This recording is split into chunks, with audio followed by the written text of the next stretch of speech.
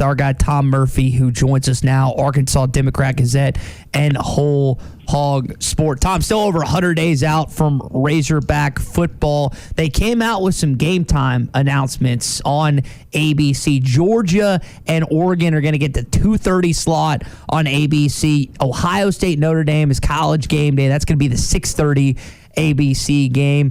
What kind of game time do you think Arkansas and Cincinnati get? There's Utah, Florida. You've got LSU and Florida State playing on Sunday night. What kind of game time do you think Arkansas winds up with in week one? Oh, that's a great question. I haven't studied it, but I'm sure the SEC network has the afternoon, the 11 a.m. I'm not even sure how the first week goes, but any number could be the 11 a.m. could be a day game. I love those day games, and then there's probably some kind of doubleheader on SEC Network that night. But however you slice it, that should be a prime game. So I'm thinking more nighttime.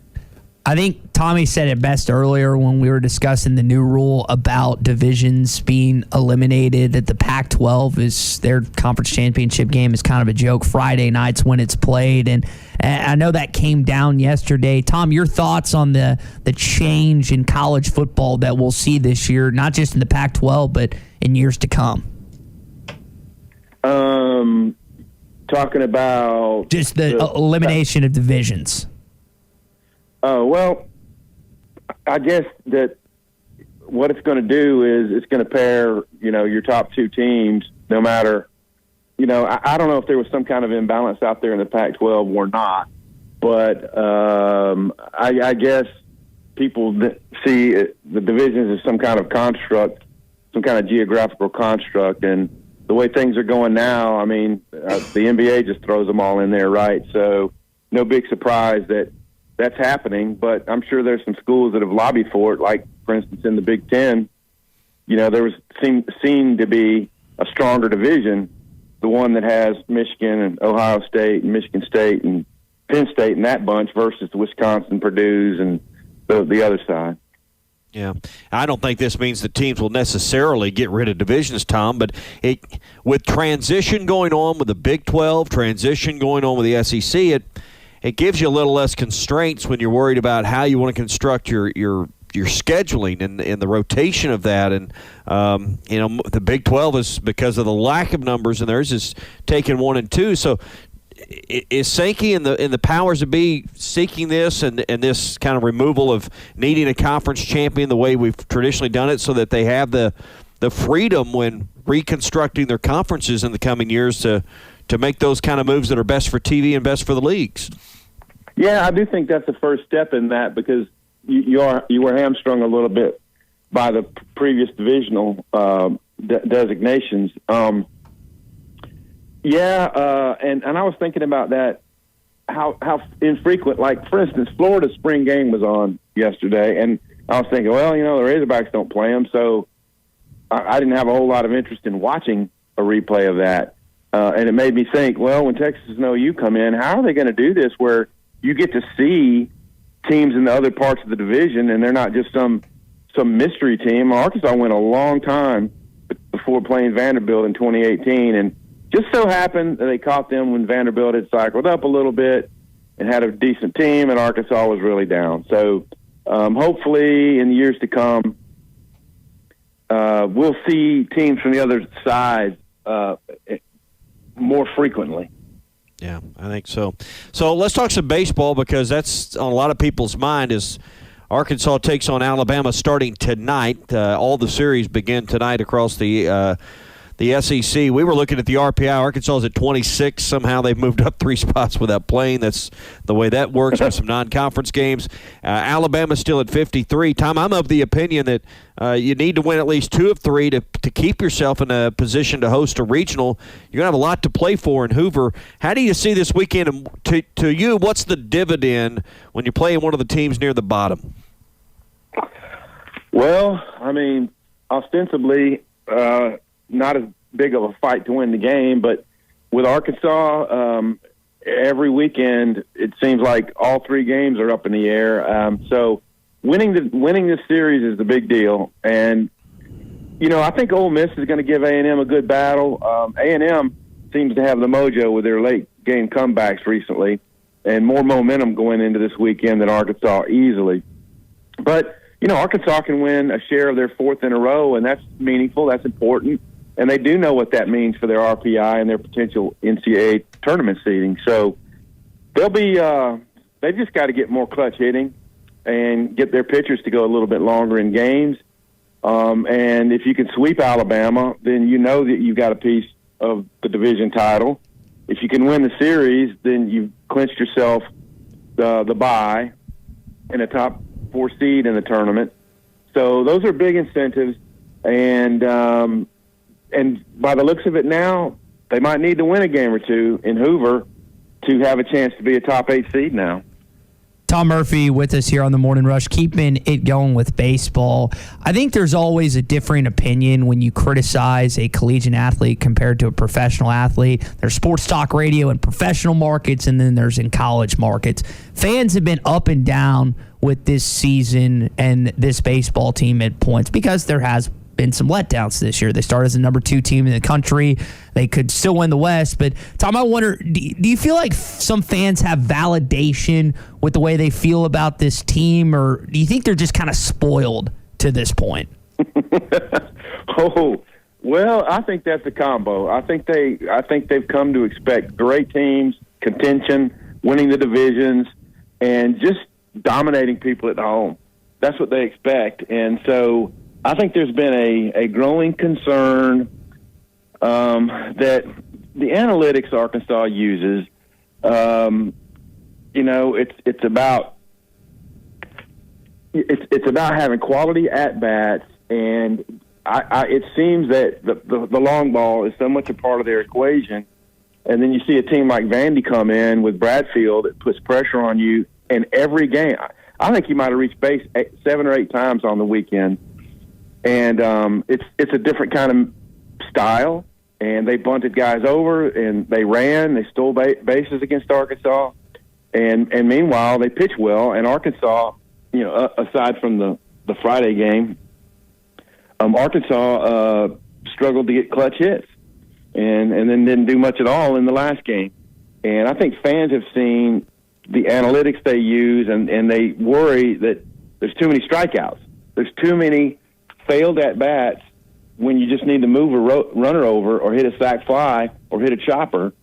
And so I did see Dave Van Horn's comments. I heard them yesterday on his Zoom, and I did not realize. I mean, you wonder in what way this feedback got back to him that some fans are really upset. So, it kind of goes with the territory.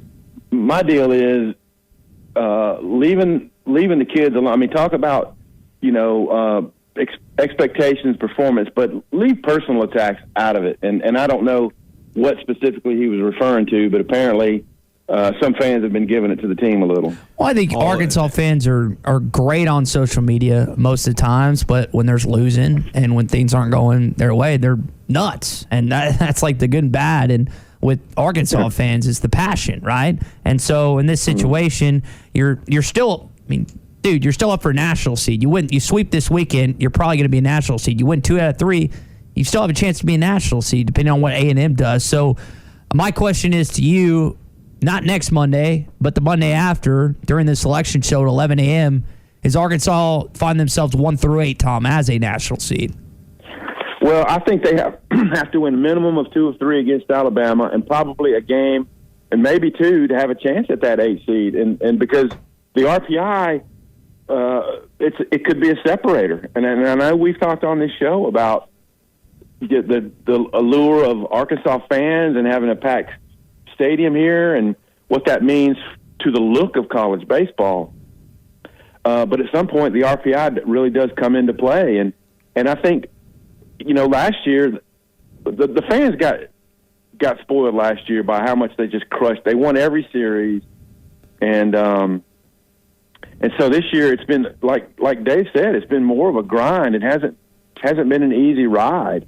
And they've left some runs on the table. And this is what most normal teams have to go through more frequently than Arkansas and last year. I mean, like Tennessee.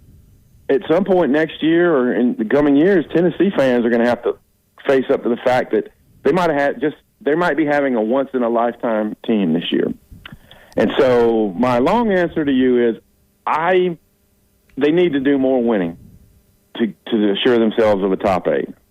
Yeah. Back to what you were saying a moment ago with Dave and these fan comments, guys. Remember, these guys are off on their own now. They're in Alabama for like 10 days together. They're eating together, sleeping together, showering together. All these things you do as a team, and it's their 4 walls. They got them closed in, and Dave's he's circling the wagons right now. So it's kind of that Michael Jordan stuff that, is anyone really talking out there? And maybe 1 or 2 crazies. But I think this is just Dave talking to his team and Dave trying to focus, and he's turning them into pros because he's got their full undivided attention over the next few weeks because there's no class, there's no finals to take, Tom. I think Dave's trying to sharpen his team mentally, and I think some of these comments you're going to hear the next few weeks are all about talking to his team. Well, that's a great point, and I didn't consider that yesterday when he said it, but yeah, it's like I've got your back, and he likes this. He structures it this way all the time. They finish their regular season at, say, a Georgia or an Alabama or Tennessee, and they roll right into I think they enjoy playing at Alabama the most because you're right there in central Alabama. I think they're going to be there, what did you say, for 10 straight days or however long they last in the SEC tournament, and that there is a sense of bonding. And, now it's time to come together. Now we're going to find out what we're made of. And let's be honest about this. They've got to get more production from certain parts of the lineup. Robert Moore's got to hit for a better average. Robert Moore doesn't need to be trying to take home run cuts in the extra innings at pitches in his eyes. There's got to be more plate discipline. They've got to work out the whole Lanzilli, Borafin, Zach Gregory, Kendall Diggs situation.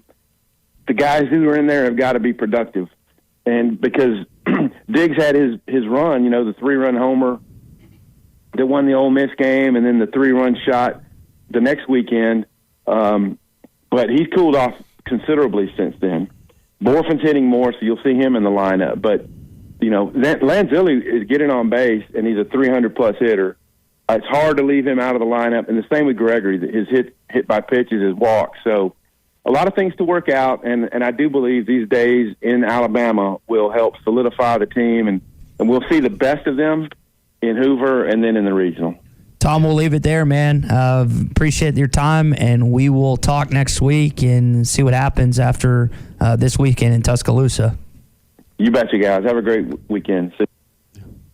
Tom Murphy with us here on the Morning Rush. Partners at BetOnline continue to be the #1 source for all your betting needs and sports info. Find all the latest sports developments, including updated odds on the NBA playoffs, fights, and even next season's futures. And don't forget that the MLB is back as well. Who are you picking to win the World Series? BetOnline is your continued source for all your sports wagering needs, including live betting and your favorite Vegas casino and poker games.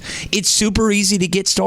So head to the website today or use your mobile device to join and use our promo code BELIEVE, that's BLEAV, to receive your 50% welcome bonus on your first deposit. Bet online, where the game starts.